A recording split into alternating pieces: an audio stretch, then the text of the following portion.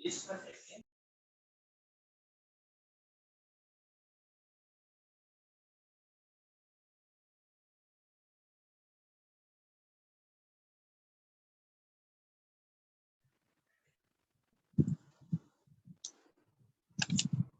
मैं ये बताया था कि आखिरी हमारा बाउंड ऑफ एरर का फॉर्मूला है, तो ये फॉर्मूला याद रखना है। इस फॉर्मूले के अंदर हमें देखो डेटा के अंदर स्मॉल एन भी गिवन है और जो वाई है ना समीशन वाई वो भी हमें पता है। तो हम करेंगे ये कि सारी वैल्यू सब्स्टिट्यूट कर देंगे। एन की वैल्यू जो है हमारी 20 है और एन माइनस वन जो है हमारा 19 होगा। उसके बाद हमारा समीशन वाई ओवर एन है, तो समीशन वाई ओवर एन कहलाता है मीन, जो कि हम पहले निकाल चुके हैं 197 आया, तो 197 ये डाल देंगे। अब माइनस टोटल, टोटल हमारा आया था 98550 का स्क्वायर। इसको कैलकुलेटर में वैल्यू डालोगे तो हमारा ये सवाल हो गया। ठीक है, अब इस सवाल के अंदर ना एक बात बोली गई है कि do you think that average amount exceed the receivable. तो यहाँ पे बोला जा रहा है कि देखो एवरेज का मतलब क्या होता है, एवरेज का मतलब होता है मीन। तो हमारा मीन जो है वो 197 आया है। सवाल के अंदर पूछा जा रहा है do you think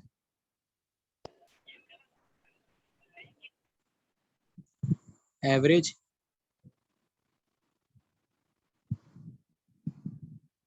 amount exceed 250। अब ये नहीं करी ना, सिंपल तुम्हें नजर आ रहा है मीन जो है 197 आया है, तो एक्सीड कैसे कर सकती है, तो हम लिख देंगे नो और आगे रीजन लिखेंगे कि बिकॉज सैंपल मीन इज 197। तो हमने ये लिख दिया कि भाई ऐसा नहीं है। अगर कोई ये रीजन गलत लिख के आएगा या रीजन नहीं देगा तो उसको नंबर नहीं मिलेंगे, मतलब उसका मतलब है कि उस बंदे ने रट्टा लगाया था, उसको कुछ नहीं पता कि हमने करा क्या है। हमने करा ये था कि हमें समीशन वाई दे दिया गया था, एन दे दिया गया था कैपिटल एन, इसकी मदद से हमने मीन निकाला, मीन निकाला और टोटल निकाला और फिर बाउंड ऑफ एरर निकाला। उसके बाद हमने एंड में स्टेटमेंट दे दी। तो इस तरीके से हमारा ये सवाल खत्म हुआ। मैं देखता हूँ कि अगर कोई यार सवाल। आतिफ, इसमें टोटल में पीपीएस क्यों लिखा हुआ है? ये हाँ, ये पीपीएस किसको रिप्रेजेंट कर रहा है? ये पॉपुलेशन को कह रहे हैं, पी पॉपुलेशन को कह रहे हैं, और आगे पी एस का मुझे याद नहीं आ रहा, लेकिन अगर तुम बुक के अंदर देखोगे ना तो तुम्हें मिल जाएगी इसकी एब्रीविएशन, लेकिन बुक के अंदर अच्छा। इसी तरह लिखा हुआ फॉर्मूला। और और एक आइडिया दो यार, मतलब जैसे 19 का पेपर तो इतना डिफरेंट आया हुआ है, तो हम लोग क्या जो सर ने क्वेश्चंस कराए जैसे यही वाले, यही प्रैक्टिस करके आए, ये लग सकते हैं थ्योरम वगैरह, या सर पास पेपर रिपीट कर देंगे? इससे ज्यादा तो हम नहीं कर सकते ना, पास पेपर हमें समझ ही नहीं आता, हमने वो वही पढ़ाया ना। नहीं, कहाँ से कर लें। तो जो हमें बोले थे मार्क करवाए सर ने इंपॉर्टेंट बोल के, ये वही सवाल था जो भी हमने करे। सही है। तो अब सर ठीक है, ठीक। अपनी बात पे टाइम, उन्होंने जो हमें बोले थे कि कर लो। ठीक। तो मैं एक और सवाल पे आ जाता हूँ। एक और इसी तरह का सवाल है, मैं कर लेता हूँ ताकि वो भी एक ये वाला सवाल भी पक्का हो जाए, तो तकरीबन हमारे सवाल खत्म हो गए। फिर एक चैप्टर 5 है, चैप्टर 5 की शायद एग्जाम्पल है, वो देखते हैं ताकि चैप्टर 5 भी हम देख लें। चैप्टर 4 के तो खत्म हो। बस बेहतरीन है। यार मैं बोलता हूँ हम जो पूरा महीना जाते हैं एक एक घंटे में पूरा चैप्टर निपट जाते हैं। तुम निमटवा देते हो, वरना तो मुझे नहीं लगता हम लोग कर लें।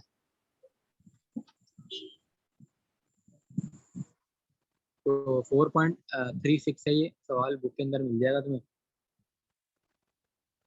तो इस सवाल के अंदर ना तुम्हें जो गिवन है मैं वो बता रहा हूँ, सवाल नहीं पढ़ा, मैं सवाल पढ़ना पसंद ही नहीं करता, मैं डेटा देखता हूँ, फॉर्मूला लगाता हूँ, आंसर भी के यहाँ हमने वर्डिंग थोड़ी लिखनी है, फिर सॉल्व करना है। तो वाई बार जो है ना हमारा, वो समीशन वाई ये गिवन है तुम्हें, ये है 4 सवाल के अंदर। ठीक है, सवाल के अंदर ही शायद गिवन नहीं है, सवाल के अंदर ना तुम्हें यूं 4 वैल्यू मिली हुई होंगी। जैसे पहली वैल्यू में लिख देता हूँ, जैसे 1981, 1981 है, इस तरह आगे ना 4 वैल्यू होंगी, उन सबको सम करके खुद ही तुम बाय बार निकाल लोगे। और तुम्हें ना स्मॉल एन दिया हुआ है सवाल 3।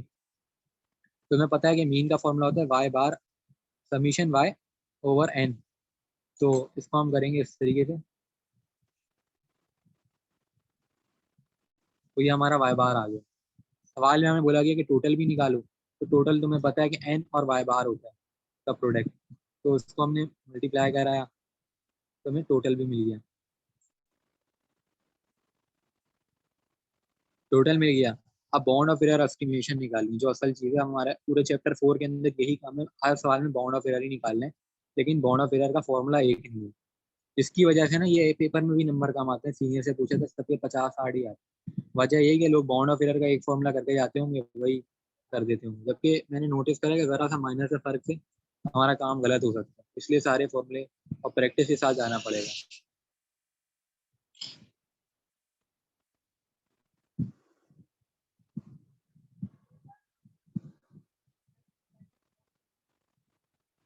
ये वही फॉर्मूला है जो पिछले सवाल में भी हमने करा है।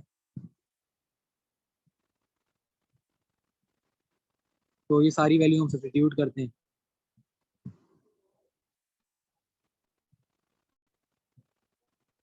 अच्छा 3 है, स्मॉल एन जो था हमारा 3 था।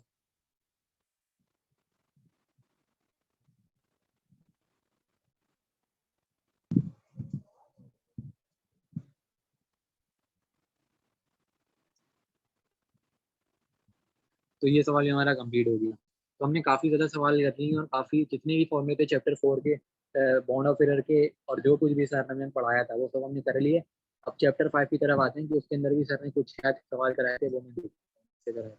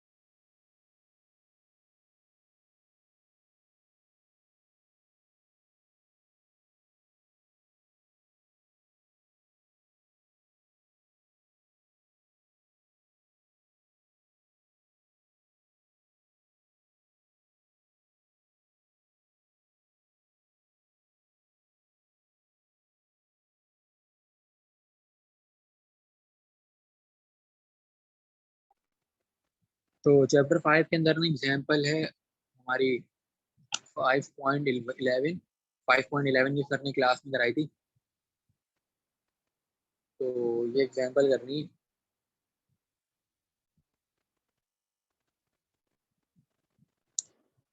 एग्जाम्पल को मैं कराता हूँ तो हमारी तकरीबन जो कुछ हमें सर ने कराया था वो हम कवर कर लेंगे।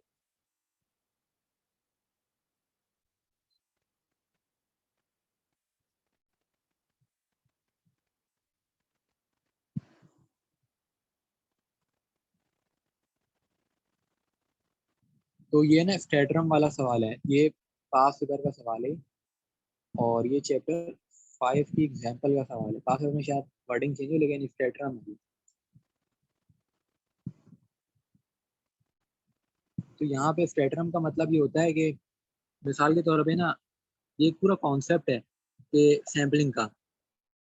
हम सैम्पलिंग कैसे करते थे, जैसे कि ना समझ लो कि ये डॉट्स हैं, ये लोग हैं हमारे, ठीक है। तो इधर जो लोग हैं ना, हमने इधर से यूं उठा लिया, तब एक सैंपल उठा लिया, इसको हम क्या करेंगे, चेक करेंगे, इसका मीन निकालेंगे। लेकिन ना ये मीन जो होगा ना, ये बायस्ड होगा किसी हद तक। उसकी वजह है कि जैसे कराची बहुत बड़ा है, तो कराची में अगर हम पुअर्टी या एवरेज इनकम का निकालेंगे, तो अगर कराची ये, अब एक एरिया में अमीर बंदे रहते हैं, हमने यहाँ से सैंपल उठा लिया, तो एवरेज सैलरी आ गई 1 लाख, तो वो गलत हो जाएगी। तो स्टेटरम का मतलब ये होता है कि ना, जितनी भी क्या कहते हैं हमारी क्लास है ना, upper class, middle class, lower class, जो भी है, तो हमने ना उनको एक अलग स्टेटरम बना दिया और हर एक को अलग सिंबल से रिप्रेजेंट करा, और उधर से ना हर बराबरी की सतह पे सैंपल लिया। उसको हम स्टेटरम स्टेटरम या स्ट्रेटिफाइड सैम्पलिंग कहते हैं, जो कि बिल्कुल हमारी करेक्ट होती है। ये बेहतरीन तरीके से हमें बताती है। तो अब यहाँ पे ना एक स्टेटरम ही है, 3 स्टेटरम है, 1 है, 2 है, 3। अब उनका सैंपल 5 जो है वो भी गिवन है यहाँ पे। ये मैं एग्जाम्पल बता रहा हूँ। 5.11, N1 is equal to 50, N2 is equal to 8 और N3 इज इक्वल टू 12। ये हमारा सैंपल साइज है,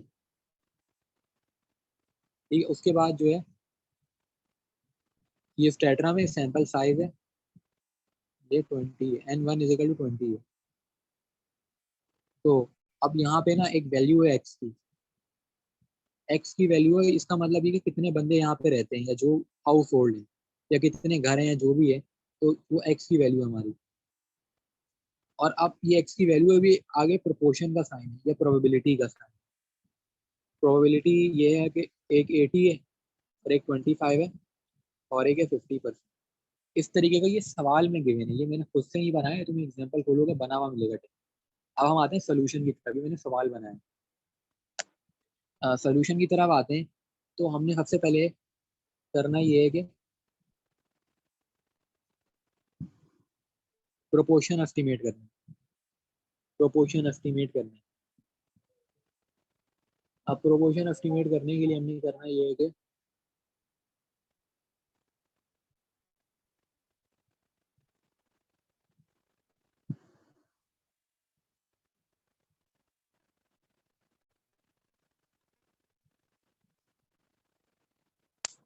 एक मिनट में एक चीज देख रहा हूँ फिर पता नहीं।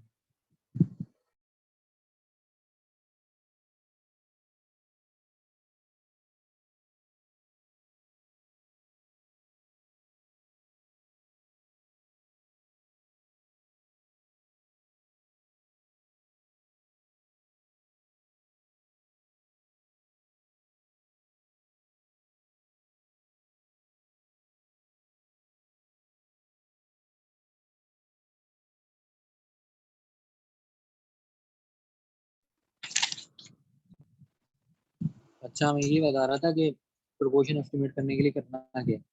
तो यहाँ पे ना जैसे स्मॉल एन था, तो इस तरह सवाल जो है ना वो पढ़ोगे तो वहाँ पे तुम्हें कैपिटल एन भी मिलेगा।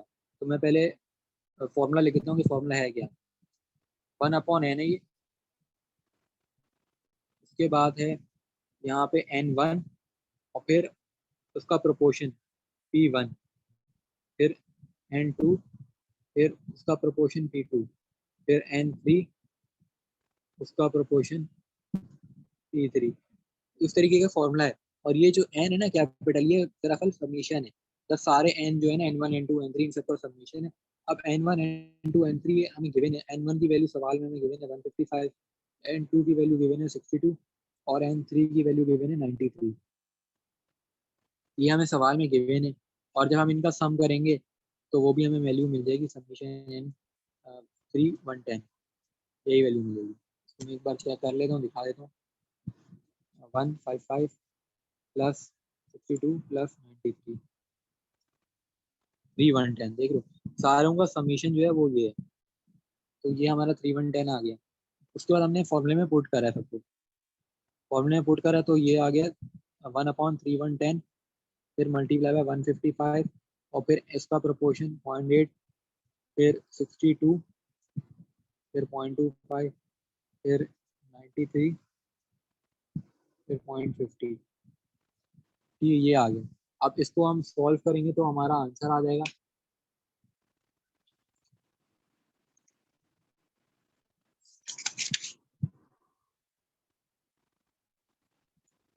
इसका आंसर आ जाएगा हमारा 0.60। मतलब सबका प्रोपोर्शन बेसिकली। देखो ये प्रोपोर्शन क्या था, हर एक का इंडिविजुअली था ना, जितने हमारे स्टेटरम थे, तो इन सबका इकट्ठा अगर हम प्रोपोर्शन निकालेंगे तो ये इस फॉर्मूले की मदद से निकलेगा जो मैंने लिखा हुआ ऊपर, और ये सॉल्व करें तो ये हमारा आ गया प्रोपोर्शन। उसके बाद ना हमने करना क्या है कि वेरिएंस निकालना। वेरिएंस निकालने के लिए हमने पहले वाले का निकालना है वेरिएंस प्रोपोर्शन 1 के लिए। तो इधर फॉर्मूला थोड़ा सा चेंज है, इधर ये कि n1 minus n small n1 upon n2 multiply by p1 मतलब प्रोपोर्शन 1। अब q जो होगा वो 1 माइनस p होगा और n1 माइनस 1। इस तरह का एक फॉर्मूला होगा ये। इस फॉर्मूले में सारी वैल्यू डालोगे तो तुम्हें मिल जाएगा वेरिएंस प्रोपोर्शन 1 का। ठीक है। अब इसी तरह ना तुम प्रोपोर्शन 2 का भी निकालोगे यही फॉर्मूला रख के, लेकिन वैल्यूज बदल देंगे।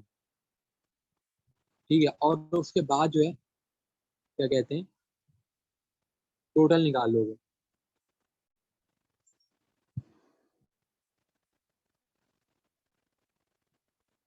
अच्छा यहाँ पे हमने करना ये है कि ना तीनों का नहीं निकालना। अब इसकी वजह मुझे नहीं पता क्योंकि ये तो एग्जाम्पल है, ये तो खुद पहले से सॉल्व है, तो उसके अंदर ना तीनों का नहीं निकाल रही है, मतलब पहले का अब निकालेंगे फिर दूसरे का निकालेंगे। तो मैं डायरेक्ट आंसर बताता हूँ, बुक में क्योंकि सॉल्व है वहां से आंसर डायरेक्ट देख रहा हूँ। ऐसा तो नहीं कि मेंशन तो होगा कि सिर्फ इसी का निकालना।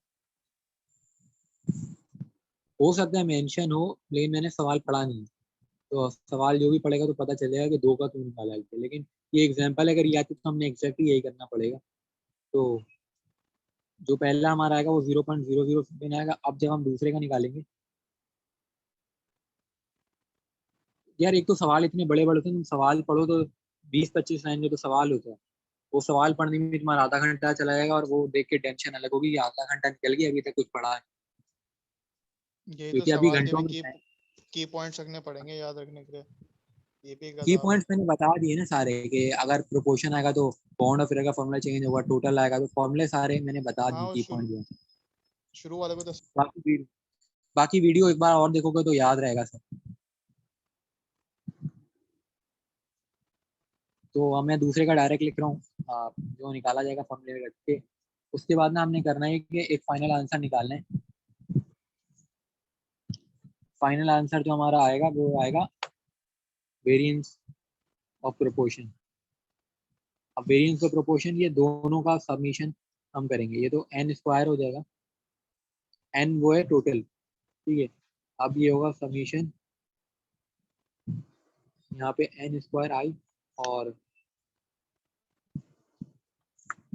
अब देखो ये आई का मतलब पता है क्या है, आई का मतलब ही जितने के लिए हम करेंगे, यहाँ पे दो के लिए करा हो सकता है सवाल में बोला गया हो। तो एन जो था हमारा वो तो 310 था, क्योंकि टोटल आया था 310 का स्क्वायर हो गया। अब ये एन वन है, एक हम एन वन करेंगे जो कि हमारा था 155 का स्क्वायर, और एन वन का जो वेरिएंस आया था वो आया था 0.007। और फिर हम जो अगला करेंगे प्लस करेंगे, एन टू करेंगे, और फिर उसका वेरिएंस होगा हमारा 0.24। अच्छा एन थ्री भी है, एन थ्री भी है, मैंने ना करा नहीं था, मतलब एन थ्री भी है, मैं देखा नहीं था। तो तीनों का निकालना है, ठीक है मैं बता देता हूँ, तीनों का निकालना है। जैसे ये मैंने निकाला है ना 1 2, इसी तरह तीसरे का भी आएगा, ठीक है। मैं तीसरे का अगले पेज पे लिखता हूँ डायरेक्ट क्या है। जो हमारा प्रोपोर्शन थ्री आया है, पी थ्री यहाँ होगा, तो ये आया था 0.02, ये आया था। तो इस तरह ना हमने सारों को करना है ऐड, उनका एन मल्टीप्लाई करवाने। अब जो आखिरी वाला है उसमें आएगा 43 का स्क्वायर, और फिर ये आएगा 0.02। ये अब जब हम इसको कैलकुलेटर में डालेंगे तो हमारा आंसर आ जाएगा 0.045, ठीक है। ये हमारा एक आंसर आ जाएगा। अब उसके बाद हमने करना ये है कि